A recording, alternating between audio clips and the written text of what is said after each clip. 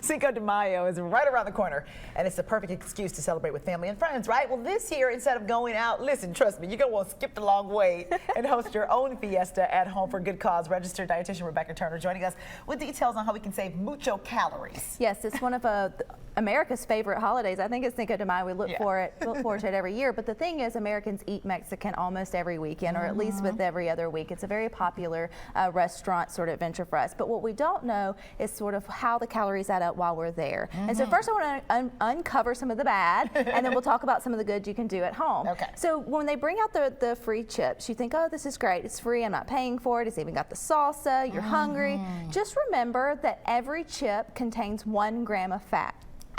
I know it hurts.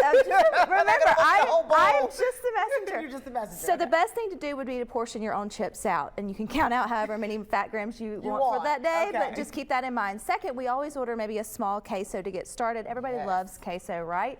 Well, 2 tablespoons has about 7 grams of fat, so you get about a half a cup to a quarter, 3/4 a cup bowl is the small, so that's almost 30 grams of fat plus the fat in your chips before you even order the meal. We ain't got to that entree. Right, Okay. and so for the adults who are of age, you may order a margarita, just long day. I understand that. It relaxes you, but a 12-ounce margarita contains 680 calories and 80 grams of sugar. So it was actually the first unicorn before Starbucks ever started. One size of this. So one size of that. So you know, you feeling good and you having a few more, you can easily get on up there. So we want to make you enjoy Cinco de Mayo, but we want you to bring it home and maybe make healthier choices. One way is making a healthier guacamole at home. So here I have a cheesy guacamole, which you may not think about adding cheese to your guacamole, but it actually has about a 16-ounce cottage cheese in there that helps cut the avocado. Now don't roll your eyes at me. I just look like cottage cheese.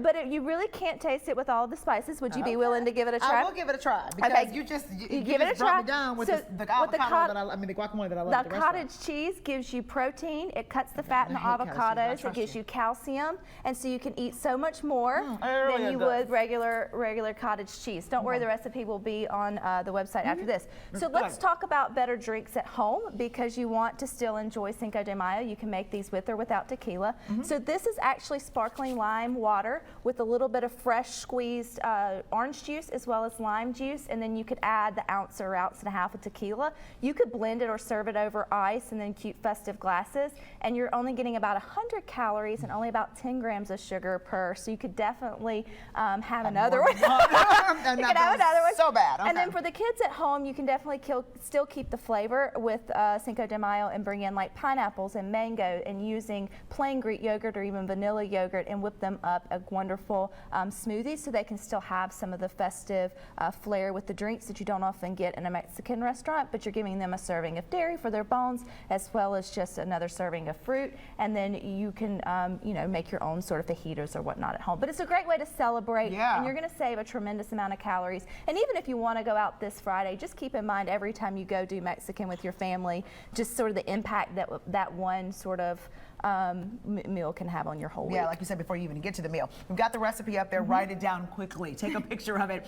Make your own guacamole at home. That's what Rebecca is encouraging us to do, simply because that's with really any restaurant. I mean, any food that you eat out, there's a lot of preservatives and a lot of salt and other things that we don't need in there for us, and we just kind of cram them out. I'm not bad about the chips. And before we go, let's talk about chips. Yes. What are these? So these are actually whole grain crackers. Okay. You can definitely do that, or try a baked chip. They have the blue corn chips that are similar, but a lot of your chips within the grocery store are still about 1 gram of fat per chip. We just don't think about it. The ones in your restaurants have usually been twice fried, so we don't think about them being fried, but that's why they're so delicious. So when we get to just munching, and it can really add up, and especially for those who are trying to watch our blood sugar or watch our weight, it really is an area that if you go often, because a lot of people may do Mexican multiple times. You go for lunch, you may go on the weekend, and that could be one change that could really impact your weekly sort of weight loss or maintenance. Good deal. Well, if you're doing Cinco de Mayo, do it Rebecca's way. Maybe do it at the house and then trim those calories, and then you'll feel try the margarita. Yeah,